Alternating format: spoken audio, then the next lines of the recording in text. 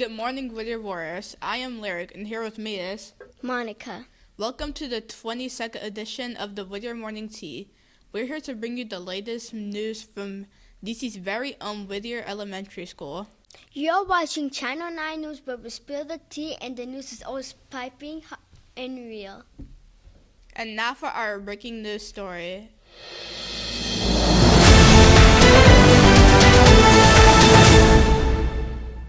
Whittier celebrated all of our scholars by holding the second awards assemblies for the 2022-2023 school year on Friday, February the 10th. It was an incredible day of recognizing the outstanding work of our scholars from pre-K to 5th grade. We are proud of all of you. We even have a new award at Whittier called the Warrior Award. That's right. It goes to the students who showed dramatic improvement and being citizens over the course of the advisory. Let's go on location to see some of our scholars get recognized at the assemblies.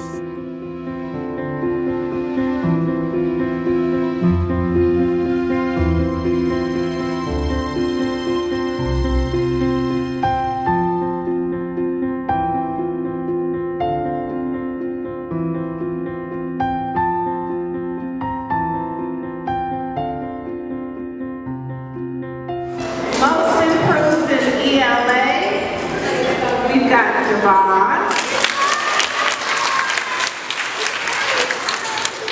And we've got Cam.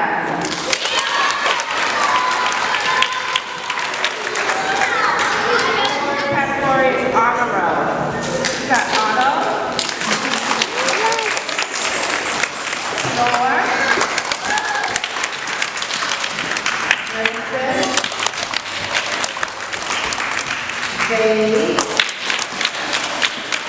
Matthew, Aviva, Hakeem, Leonora, Evan, Ashley. And then we've got gold on a roll. These two students in my class received all fours. We have Aria.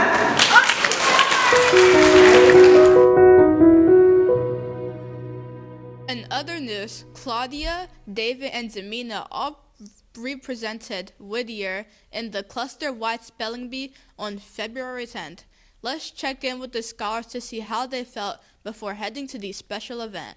Good morning. Standing outside of Whittier with two of the spelling bee winners from Whittier who are going to the spelling bee cluster competition today. How are you guys feeling?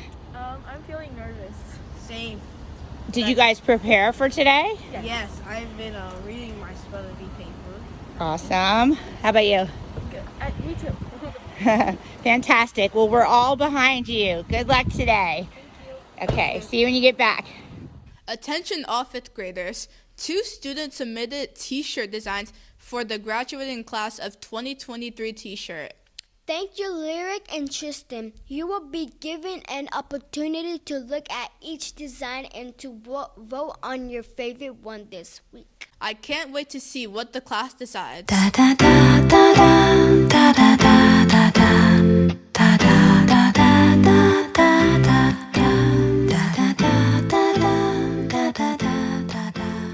The Black History Month provided the Whittier team with several videos to add to our broadcast each week. The videos will help our community celebrate Black History Month, and to learn more, let's explore the focus for this week.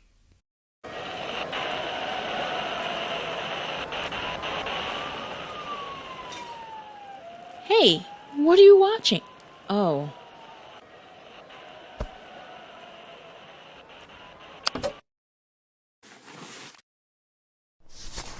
Dear Nat and Moby, why are so many people protesting about racism? I thought we fixed all that stuff a long time ago. From Amir. I wish that were true, Amir. A lot of us are taught that racism basically ended with the civil rights era.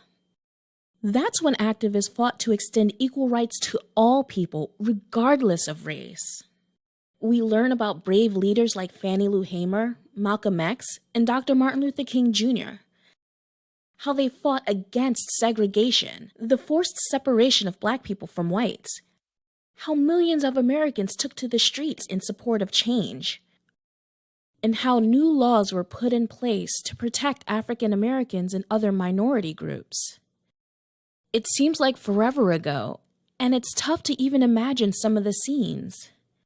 Ordinary Americans throwing trash at the first Black Major League Baseball player, harassing a little girl named Ruby Bridges for attending a white school, attacking people simply for eating lunch at a segregated counter. Today, most Americans agree that all of that behavior was just beyond terrible. We elected a Black president twice, and who doesn't love Beyonce? So, we've changed since then, right?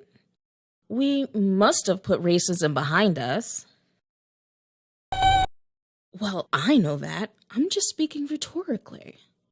In a lot of ways, we have changed since then.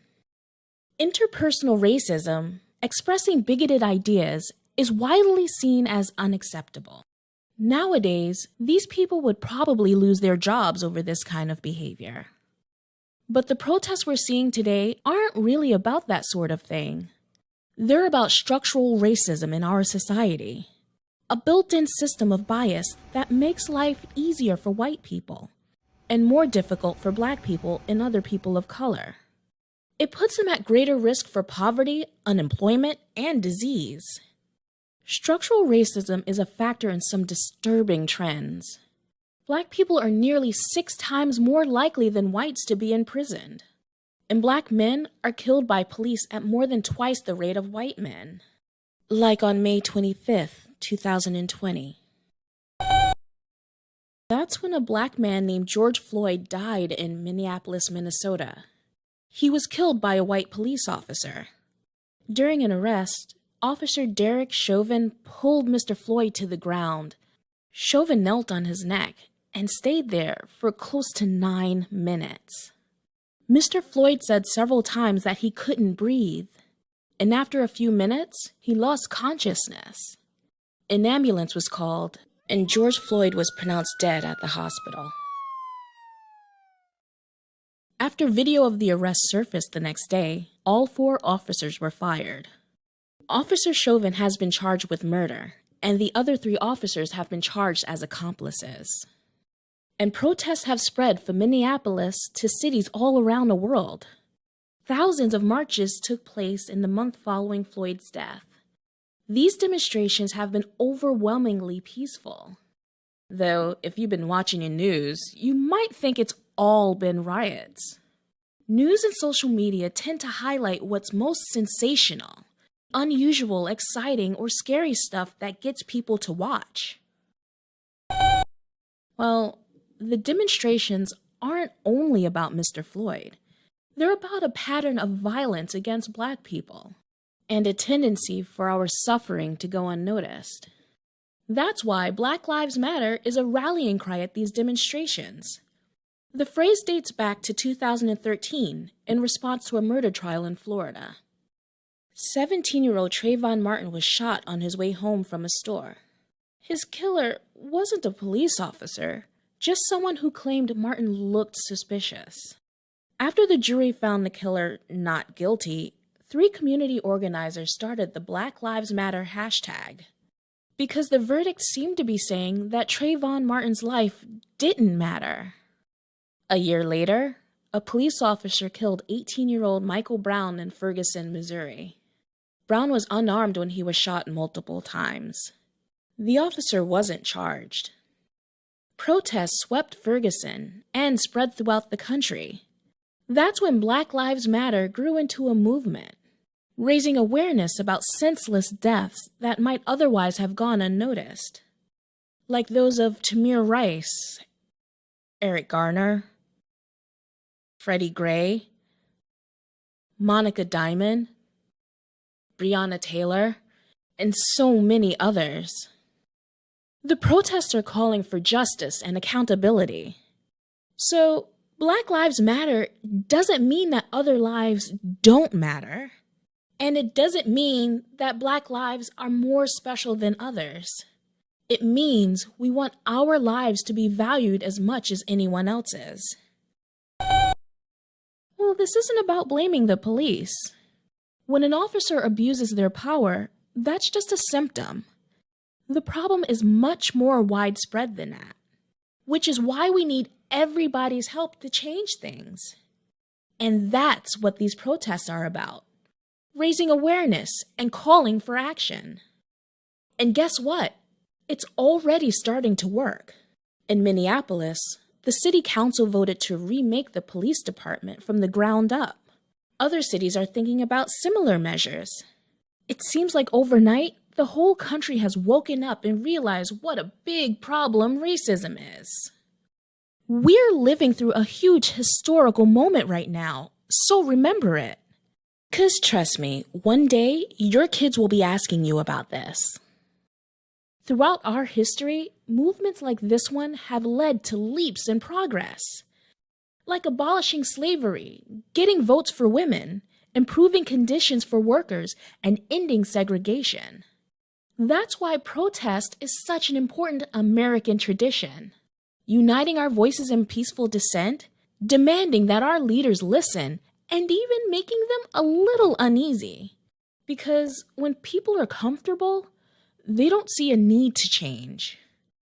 Dr. Martin Luther King Jr. called that feeling of unease creative tension.